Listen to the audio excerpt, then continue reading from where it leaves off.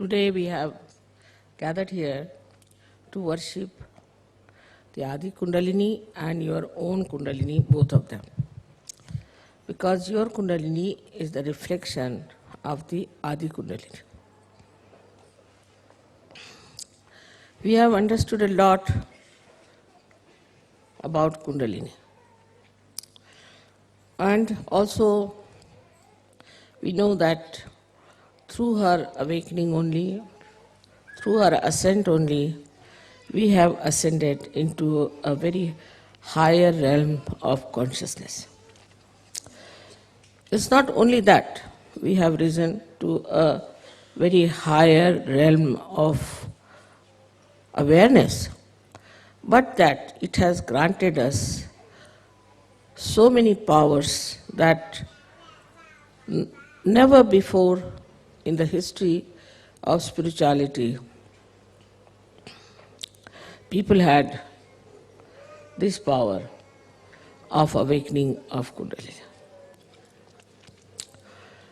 As soon as they got their awakening, perhaps, they went more on to the left or to the right and tried to achieve powers which were not so much for the benevolence of others.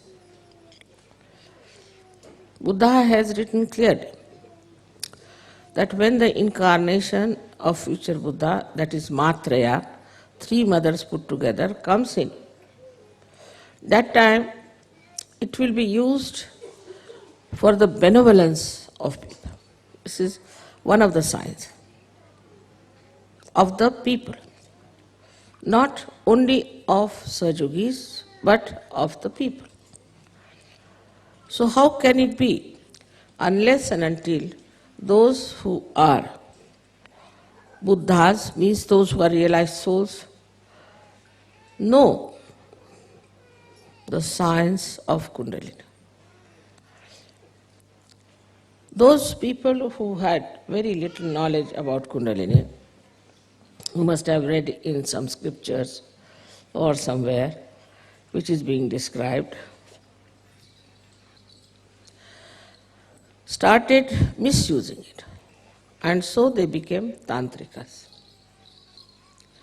But tantra, as you know very well, is the mechanism of Kundalini, and the yantra is the Kundalini itself, is the machine.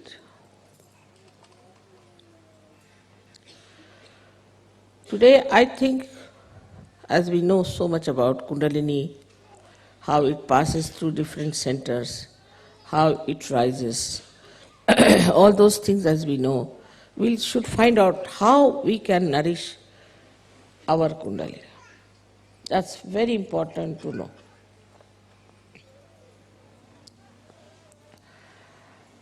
First of all, there's a big difference between you people and other people who got their realization. First big difference is this, that this power you have achieved sahaj, easily. Others had to go to Himalayas, stand in the cold there for days together. So many died, live in the caves, eating fruits, sometimes nothing. Even Buddha's time, they had to use only one piece of cloth to cover their body, and they had to ask for alms in the villages and somehow cook some food and eat it, whether it was cold or hot, no comforts. On the contrary, he taught them that we should give up all our comforts, because you can live without comforts. But none of them got realization and none of them could do the work of awakening of Kundalini.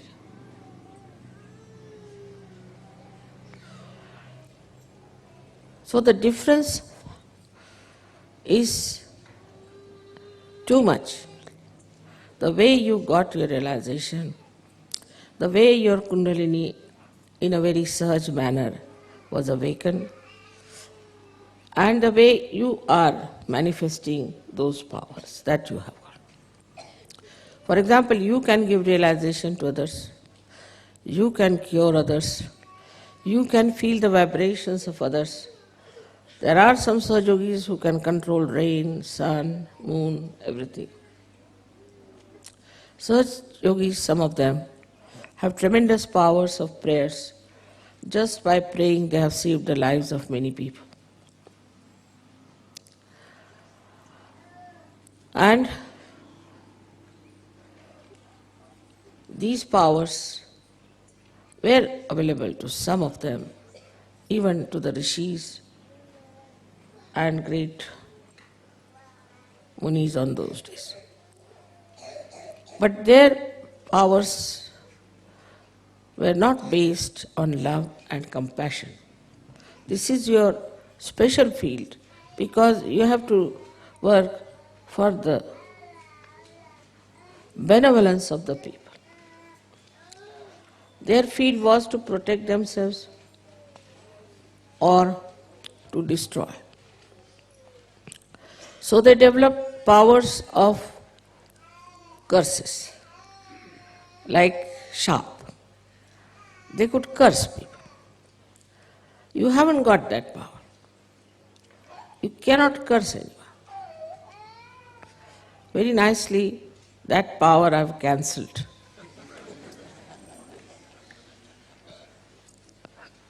Nor do I curse. I can, but I never curse it. Because our basis is love and compassion and tenderliness. They were very hot-tempered people, most of them, extremely hot-tempered. And sometimes they used also terrible, harsh languages whenever they spoke about the people who were not realized or who were troubling them. This was very funny, the way they were angry with the society, the way they described them. Some of them did not look at the society, did not denounce the society, did not say bad things about the society. But they were only satisfied with themselves. Or they wrote about the blessings that they are having. But you have a new dimension. You have to use your powers for the benevolence of the people. So, also, your Kundalini was awakened so sahaj. It is because of the love and compassion of your mother. So this time we should say your Kundalini can only be nourished if you develop within yourself the sense of pure love and pure compassion. First I've used the word pure. That's my name also. That means you have to be innocent to begin with. If you are not innocent, then you have certain problems, maybe with your lust. Maybe your love might be directed towards some person only. Kundalini is not like that. She rises, she goes to all the chakras, she doesn't get involved into any. She tries to cure every chakra, nourish that chakra, and she is only worried about her ascent. In the same way, a Sahajogi should not get involved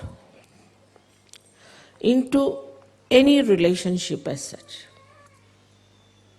Is possible. You don't have to become like Buddha's disciples. For example, as I have always told you, the sap in the tree rises and goes to various parts of the tree and then evaporates or comes back. So this passage should be kept open. And once this passage is kept open, the Kundalini can rise very easily without any trouble. But this passage can be closed in case you get too much involved into one thing. Because there are some people who get involved, say, in their parents to begin with. All right, in the beginning I know those who come in the beginning to Sahaja Yoga will start saying, Mother, my father's sisters, husbands, these things, that is sick. So will you please cure that person? Very common. They'll write long, long letters describing the relationship and I really lose the connection. Who is this one? Without writing the names, they will give all the connections that they have. These are all artificial connections. Tomorrow some calamity comes on you. These relationships are of no use. On the contrary, you'll find they'll take advantage of it. You cannot depend on these relations of yours, in what family you were born, in what religion you were born, in what country you are born, because now you are a universal being. So you are no more related through these artificial relationships, but you are related through your spiritual relationships. Unless and until we establish that within ourselves. That doesn't mean you give up your husband, give up your wife, give up your children, nothing of the kind. But that means that if you have to give up our conditionings, we have to give up all these things. There are all kinds of conditionings we have. If there are some good conditionings, still we should give up. In the sense, they should not be conditionings, but we should be master of them. For example, Indians have one good conditioning in a way in their own country, that they must have their bath early in the morning. I used to do the same. Then England is horrible for that. It takes its respite. If you do that in England, it's a cursed country. You just can't do that. You have to take your bath in the night, otherwise give up bathing. And one has to change. But if you have that conditioning, then you will feel very sad. Oh, I missed my bath. I can't sleep now. I can't feel all right. I am not normal. It's a good conditioning, but still it is enslaving you.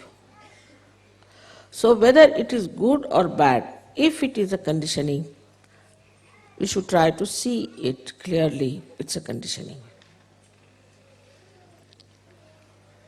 That doesn't mean that you should go in the opposite direction, that all right, I'll never have my bath. That's not the way. It is that, all right, if it doesn't suit in the morning, I'll have it in the evening. Also, it doesn't matter, once in a while I miss it.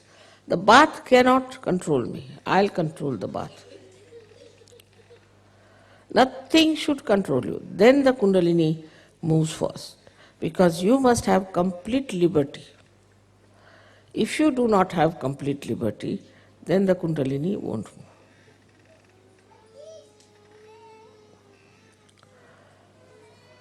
We have conditionings of our families, of our religion, of our country. These conditionings, as far as possible, is to be seen clearly that we have got it through our family.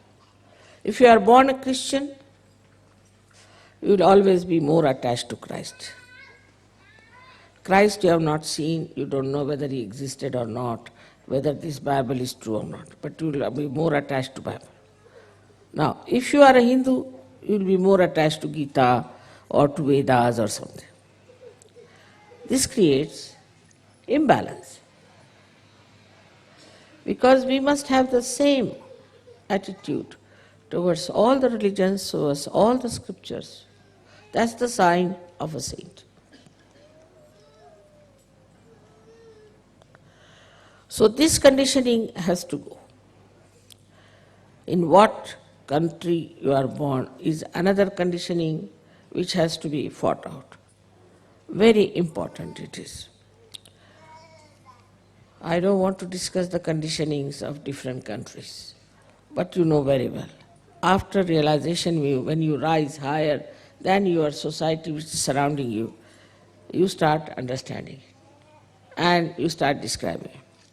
I have come to know about the stupidity of all these countries through the people who belong to that country. For example, a Frenchman will say, "Mother, this is typical French mind." He's a French, otherwise born. Or a Hindu will say, "Mother, this is typically a Hindu man." He will do like this. So then you understand that you are not typifying that country. You are a universal being and you are living like a universal being. Once you become the universal being, then also you realize that the skin deep complexion makes no difference in the world. So then you don't start hating somebody who is darker than you or who is fairer than you. Both ways it works. It's not only the people who are fair hate the darker ones, but darkers also hate equally. And mutually they believe that they are all absolutely wrong. If you ask a fanatic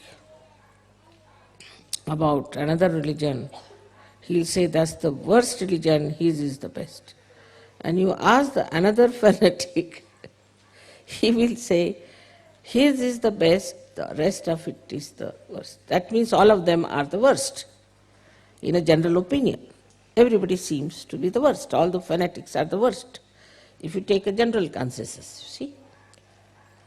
Nobody will say that, all right, my religion is all right, and at least one another is all right. Nobody.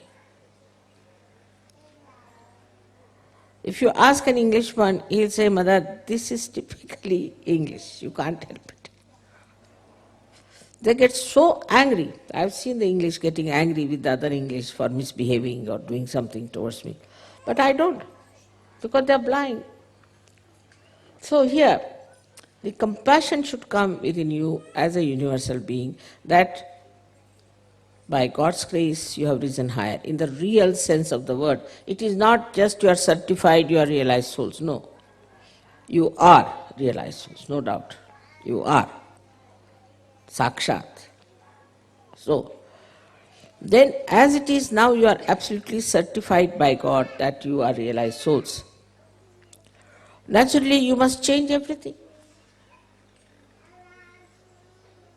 No use typifying yourself, identifying yourself with something that is now you have given up.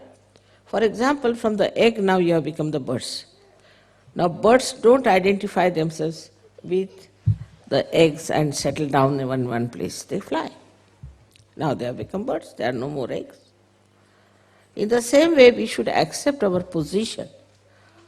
We should accept ourselves as realized souls with self-esteem and understanding as to what is our purpose of life now. It is changed completely, entirely. Once you understand the purpose of your life innately, not outside because I am saying or it's a mental process, but inside you feel responsible. You have got realization to spread it all over the world and to emancipate the whole world. Once you realize this point, then automatically you take up responsibilities and the Kundalini will rise. I know of many people who said, Mother, we cannot speak, we have a stage fright, all right. You just stand up, that's all. And they started giving lectures, I had to stop them. There are many who said that we cannot write any poems, Mother, we are no good, we cannot sing. I know of a girl who used to sing so horribly bad that people had to tell her that because she would always go out of tune and very loudly she would sing. Then they had to tell her, now you better keep at the back and don't sing now anymore. Now she's the one who is sort of leading the group. So all these beautiful things start manifesting, which you should accept that they have come to you. And give up all that you call as fear. All kinds of fear we have. These are all left-sided things, as you have seen yesterday, left-sided man, what he should do. But what a left-sided man has to know, that he is now an enlightened soul. And no one can touch him, leave alone destroy. No saint will be destroyed. Those who will try to destroy you will in a very interesting manner will be finished.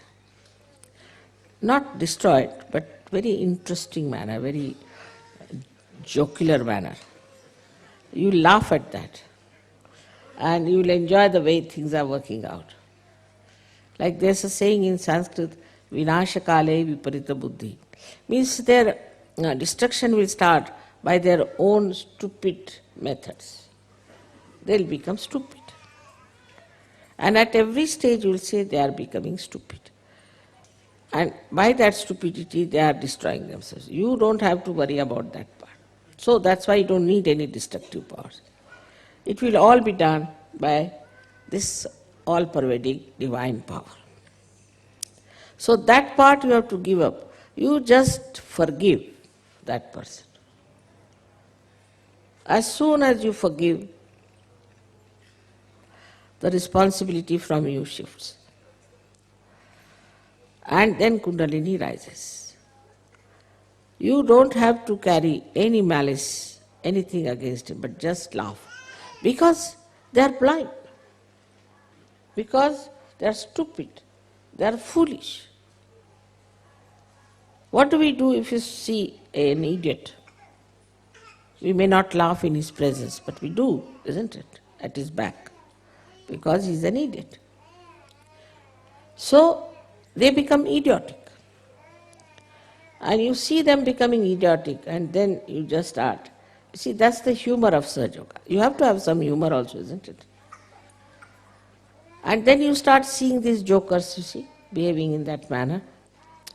And the whole circus they do is nothing but jocular. So there's nothing to have any fear from any human being. Same about organizations or anything. Naturally, you have to know one thing, that as you are realized souls, you have seen the truth, you are in the light. So they are going to oppose you. They are going to oppose you. They did this, isn't it, to others. Everybody suffered so much. But now no more sufferings to you. Only thing, you can enjoy the humor. Just understand this point, that nothing will destroy you, no one can touch you. But they are there just to supply some humor for you. If you take such a light attitude towards them, all this fear and left side will go away.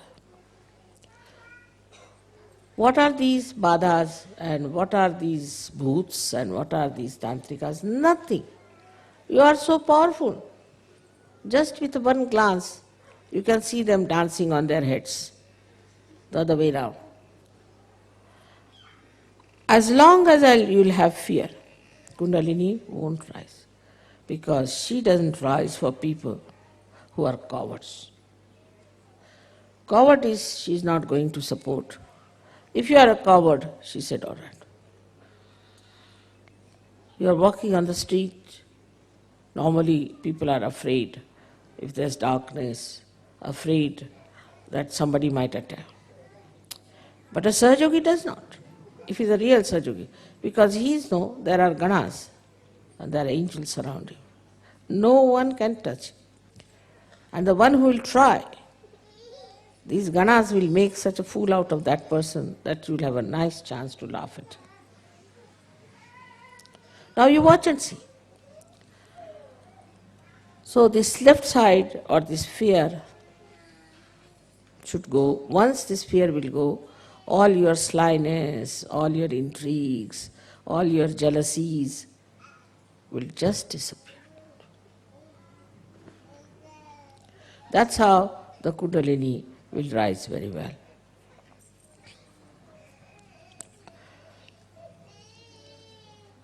Then another problem is for the awakening of the Kundalini is your ego. That's tremendous, I must admit. Rather too much for people who follow Christ. It's very surprising. And those who follow Buddha. Because they are anti-Christ. Because they are anti-Buddha. The one who on the cross said that, "Oh Father, forgive them for they do not know what they are doing." If you are following him, how can you have ego?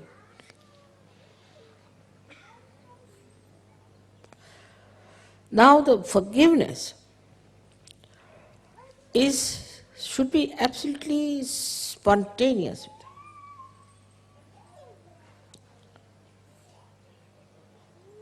There should be no ripple even of anger. Because you are so powerful. What can anybody harm you?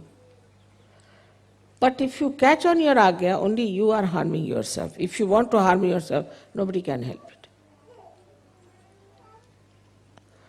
So this anger, which comes from liver and settles down in your agya, has to be looked into.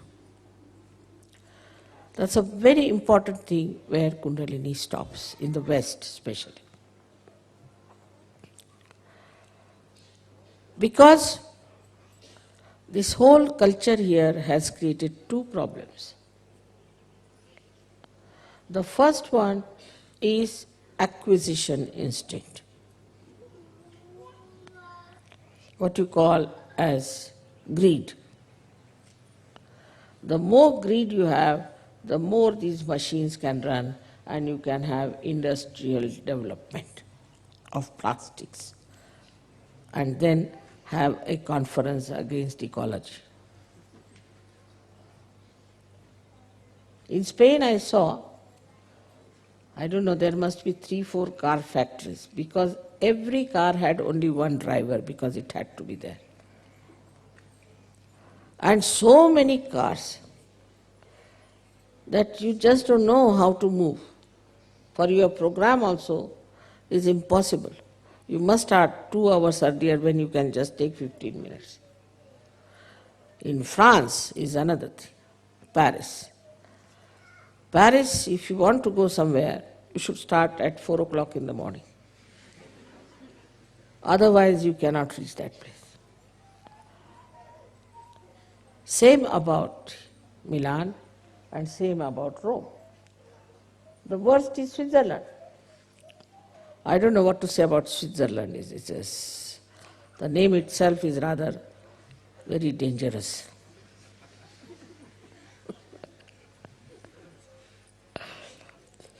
Because they are making all ugly money, they are doing all these things. I mean, every kind of sin they have got in the name of acquisition. For them, nothing like sin, taking somebody's money nicely, keeping that there, extracting money from poor countries, they don't feel there's anything wrong. I mean, they have become immune. So this acquisition instinct that we have, and which has been very much fanned and have been made into a big sort of a quality in the West. We should try to see it clearly. In the olden days, in the same European countries, this was used for creating art, for producing artists, for supporting artists. Even in our country, artists were supported by the kings and all the big empires that we had. These days, there's no question. No government is willing to support the artist. You know that Mozart was called by the Queen herself to play before her. So the governments were not only looking after the collection of taxes, but they were looking after the artists, musicians, painters, and people who did creative art. Like in France, you can see how their queen collected beautiful artistic things and encouraged artists to do artistic work. Spent her money in that. And now, you know that she was killed by people. By killing her, they have killed the art of France.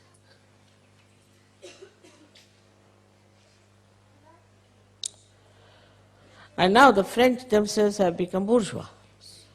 Those whom they condemned, they have become that. So, acquisition instinct has to be taken to the acquisition of art. That also should not be plastic. Otherwise, tomorrow we might start buying plastic, artistic things. Genuinely made, handmade things. Or the music also, which is very deep, classical, singing the songs of the divine. Not the cheap type music which just makes you mad or makes you full of lust and greed. So this is one of the problems of your culture, which gives you this kind of a ego. I mean, people, if they have, say, a Rolls Royce, then of course nobody can talk to them. Their brain has blown out of their heads completely. But even the driver of the Rolls Royce, who doesn't own the Rolls Royce, he drives, his head is off. He has a different gait, he walks in a different way, he talks in a different way.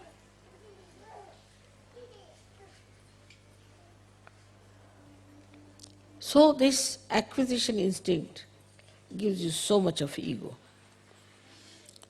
I mean, you go to somebody's house, like some stupid Indians who are now in England.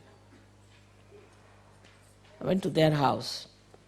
They are Sardarjis, means following the path of Guru Nanaka, where drinking is not allowed. So as soon as you rise, he shows us a pub in his house. My God, I said. I went back 3-4 steps, you see. He says, see my pub, as he says. And from the pub he takes out a soda thing and shows us how it pumps out the soda. And he wouldn't talk, And when we said we don't drink, he thought we were sinners of the worst type, that we don't drink. So this acquisition instinct is now ending up into something which is very cheap, vulgar, and immoral.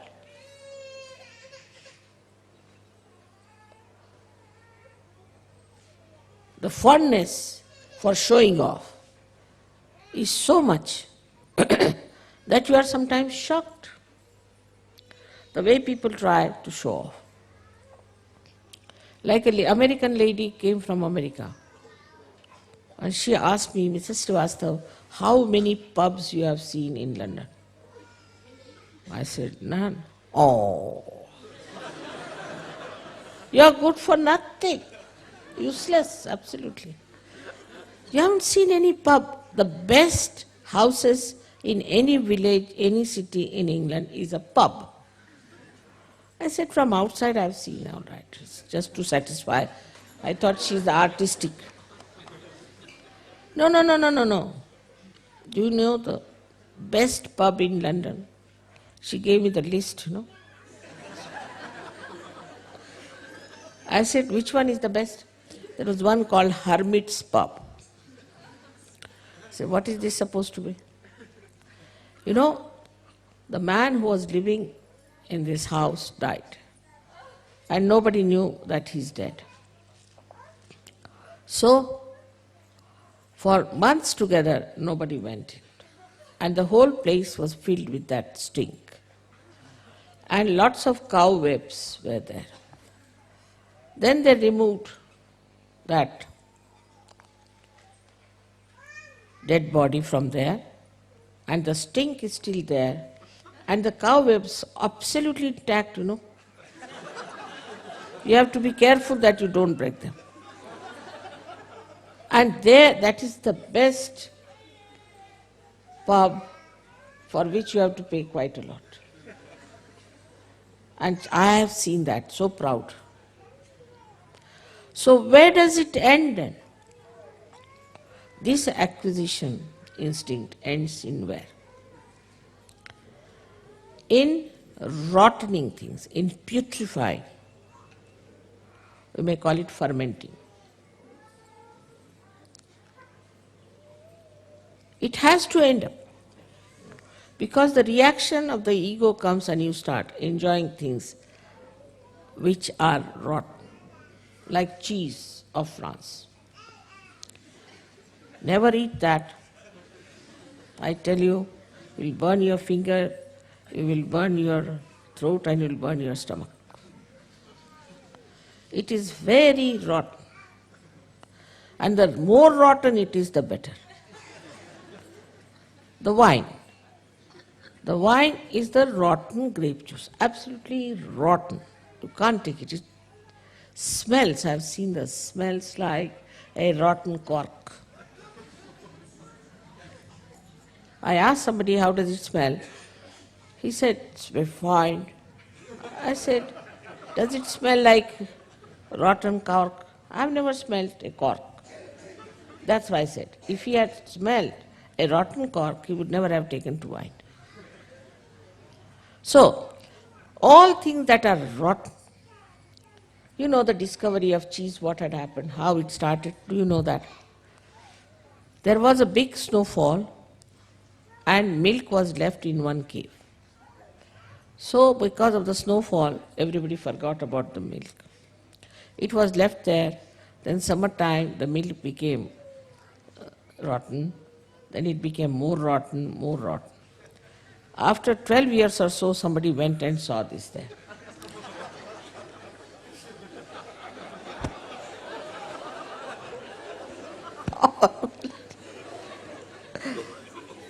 Thank God I have not taken my food today.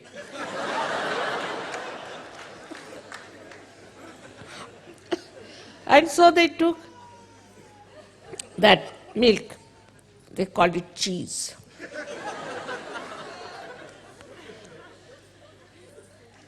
In India, cheese is used in Urdu language especially for something which is something special thing, something very special. And also, as you know, in music they use it for some special composition, cheese. But here the cheese is the most rotten milk which no human beings or animals should eat. Worms may. So they gave it to worms. And I know in Holland and also in Sweden, I think,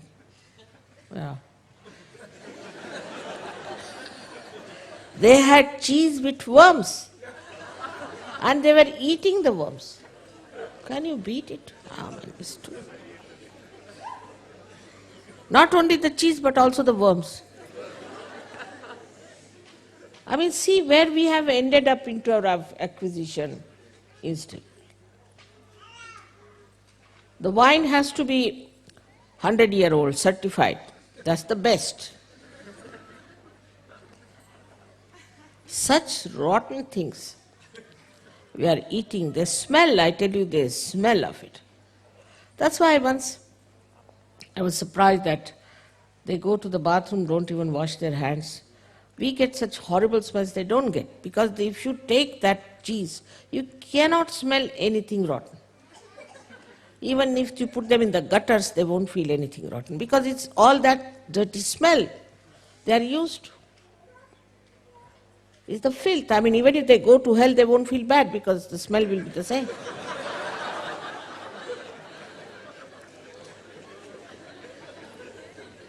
So where should we put them?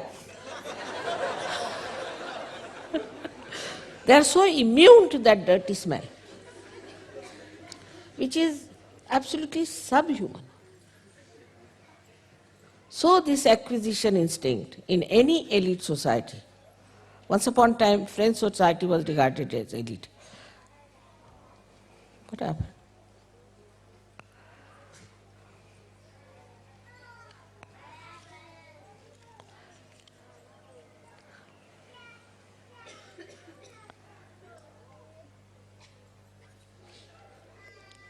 Poor children must have been upset to hear all this, you see. I quite understand. So the most elite society was the French society. It was most diplomatic in every way.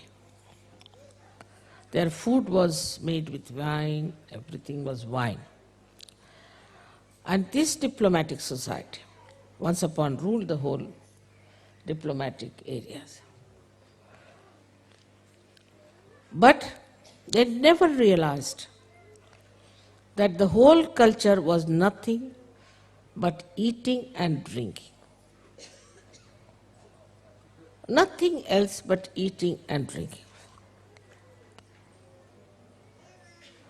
And later on, maybe little politics started. But this eating and drinking went to such a limit that now they have gone out of diplomatic areas. No one wants them. Because they never think in the right way. Any diplomat, French diplomat is anywhere, people say, is he French? Yes. Then better not call him for this meeting, He'll put his own ideas. They went out. So now that eliteness is shifted in America. So the most elite are taking to drugs. What is it after all? Drugs is creation of this acquisition instinct only. Why should you blame Colombians or anybody else? They are making their money all right, as you are all making. But the one they are feeding is America, and America is the main thing now in acquisition instinct. What are they acquiring? I have been in that society. They only talk of drugs. All right. Drugs, they talk not only that, but it's like a shopping of drugs. They all know where you get drugs, all these so-called ambassadors and these people, and their wives. With all their dresses have become simpler now, they do not dress up the way formerly the ambassadors' wives used to dress up. I will not be surprised if they come in holy pants. So this acquisition instinct, you can see in the elite society, has ended up into drugs. And if not, into gurus, false gurus. Those who got fed up with this went to false gurus, because they have no discrimination to know what is right and what is wrong. See step by step how it has gone into the rotten state, this ego in the West. So this is the first point, is the acquisition instinct you have. In that, then, somebody's wife is good looking, then every man has a right to look at her.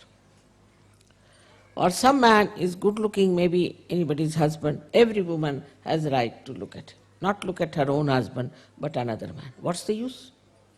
I have never been able to understand. What's the use of looking at another man who is not your husband? This acquisition instinct has gone into complete immoral life, immoral society. And they have lost sense of respect of their age. A 90-year-old woman having a love affair with her grandson who is 18-year-old. Just think of it, such stupidity, such nonsense. How is it possible unless and until we have some sort of a perverted acquisition instinct? Even art has gone into perversion. Everything has gone into perversion.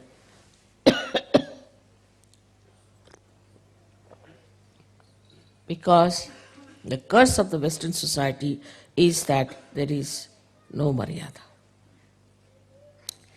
And Kundalini rises in its own Maryada. It brings back your Maryadas. It keeps you into your Maryadas. You are a human being. Don't live like animals, even worse than animals. You have no right to do that. God has not created you to be subhuman, but to be superhuman being. So, this is how it works out. You can now think about it, how far it goes, this acquisition instinct about things. But the second very bad curse of the Western acquisition instinct is that they want to acquire, aggress others.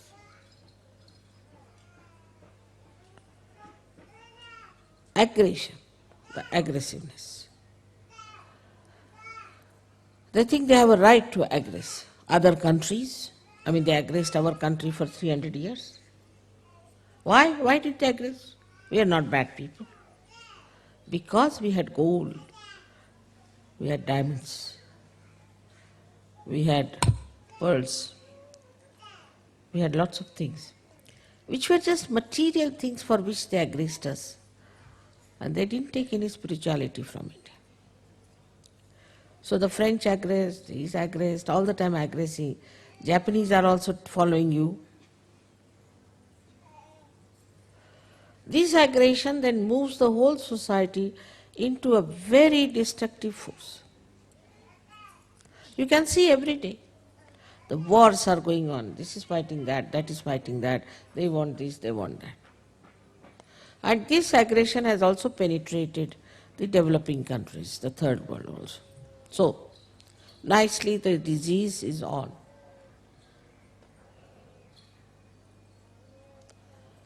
But Kundalini kills that acquisition. How? By giving you joy.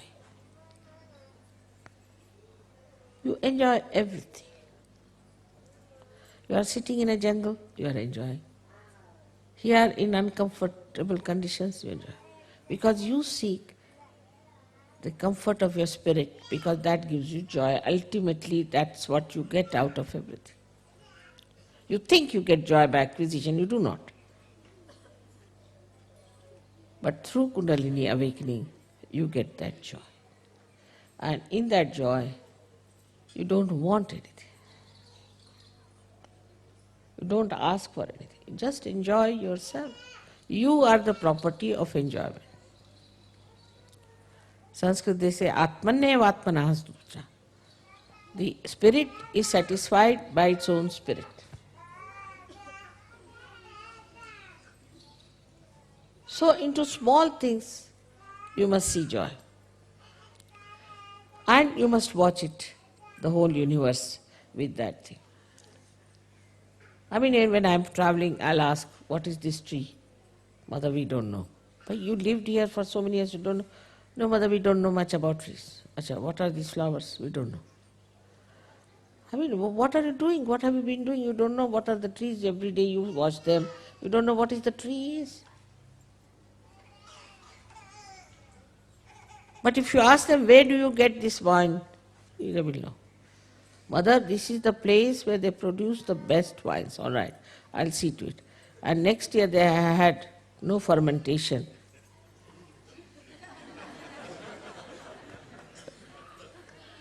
So, this is the acquisition instinct, which is very sort of which becomes a political asset that you go and aggress other countries, aggress other people, and use all kinds of things.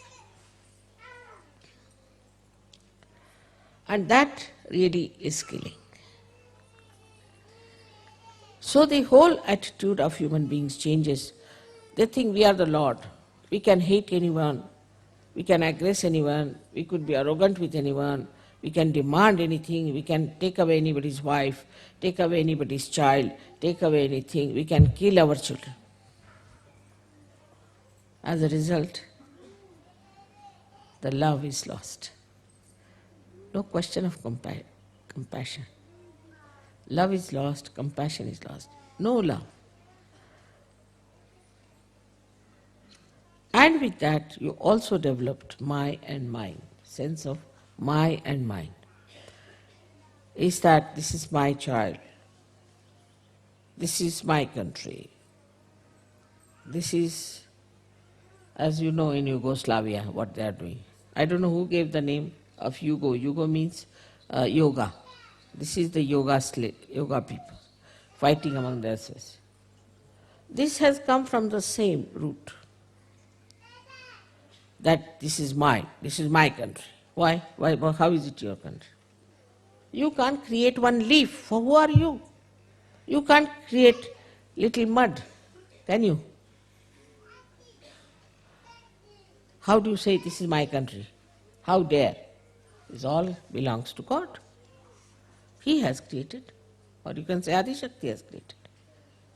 You have not created even so much. How do you say this is mine and I should have it? So the my and mine thing also develops very strong. And the same thing happens with sometimes Sahajogis very much. My children, this is the first curse. These are my children. My wife, my family. It starts growing like that. Then the heart strings. For a large-hearted man, the whole world is the universe, the whole thing is within, the whole thing is yours. When such a heart you experience within yourself, then Kundalini just shoots off, because as you know, the Sahasrara is the heart chakra. No question of Sahasrara catching if you have a large heart. And to keep the Sahasrara open is just develop that sense, that wisdom, that nobody is mine, everybody belongs to God. Who is mine? Whatever God wants, let Him do. So get out of this small feeling. Sahajogis do. I must say, I have seen it. They get confined to their families. My son hasn't got a realization, my brother hasn't got a realization, my this thing. After that it moves. When they get realization, this is my son, my brother, my sister, this thing. This my has to drop, which is very, very subtle thing, and that's why the Sahasrara catches. Everyone is yours. Because the Kundalini of Sahajogis is made of love, pure love. The pure love has only pure desire, is to love. Love everyone equally. When you say it is difficult, that means you are not trying Sahajoga. enlarge your heart. You will never feel lost. To me, when I was living in England, I was really little bit, what happens like that, like a moon sucks in the sea, you see. I felt my heart was just pulled out. But I reach here, again I see my children waiting for me. So it's over, finished. It's there I felt, now here I feel. That pull of my heart was released. You are also my children here, and they are also my children. For a mother like this, how can I say, this is mine, this is mine? So, like this, try to break away from this conditioning. First, in the West, people don't care for family, they'll divorce 10 times and advertise it, I am 10th time divorced lady. Now they don't divorce, but so get attached with their family, with their husbands, like glue, I tell you, like glue. Sometimes I start wondering, what have I done to make them like this? So now, it is important to see these points, and ultimately the heart is the Sahasrara, or you can call the Brahmarandra. Then we have to come to heart.